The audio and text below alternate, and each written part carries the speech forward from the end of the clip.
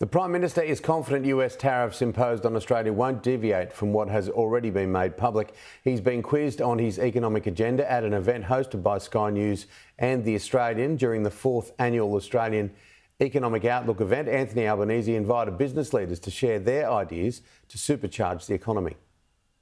Addressing a room full of business leaders, the Prime Minister delivered his economic pitch at a time of turbulence. Our nation does not need to go looking overseas for an economic model to copy. There is nothing for us to gain from a race to the bottom on wages and conditions, or the economic self-harm of tariffs. We want to do this the Australian way, not talking Australia down, holding true to our values of fairness, aspiration and opportunity for all. Anthony Albanese was questioned on US tariffs as Donald Trump prepares to present countries with letters dictating the duties they face. We are in a position where, on July 9, that won't really have an impact on us because that's about other countries who have higher rates overnight. We won't get a letter on July 9? We won't get a determination? Well, we're on 10%. That's what we're going to stay on after next week? Well, I assume that will be the case. The United States. What about the steel? Do we see any?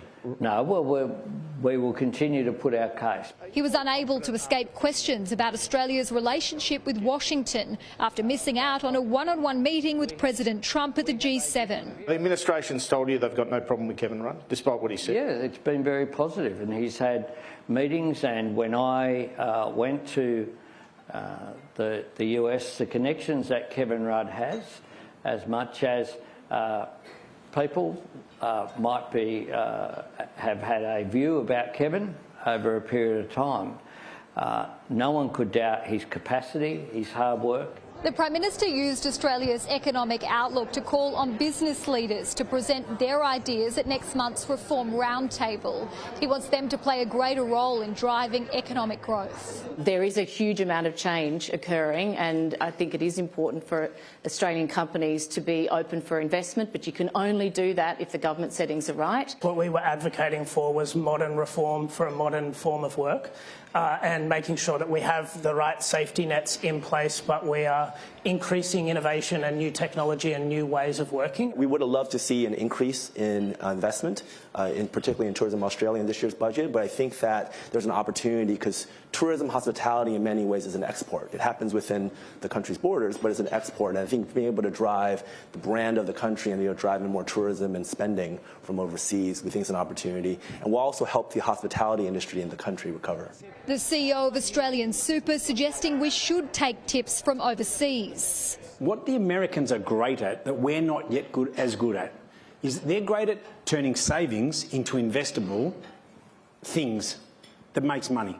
So far, he's not giving anything away. Are you open to raising the GST and lowering income tax? Well, one of the things that we're trying to avoid is just that question.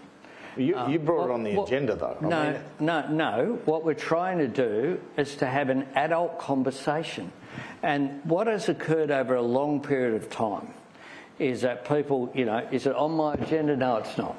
Okay? Would you consider it? No. The opposition will be constructive where we care, but will be critical where we must.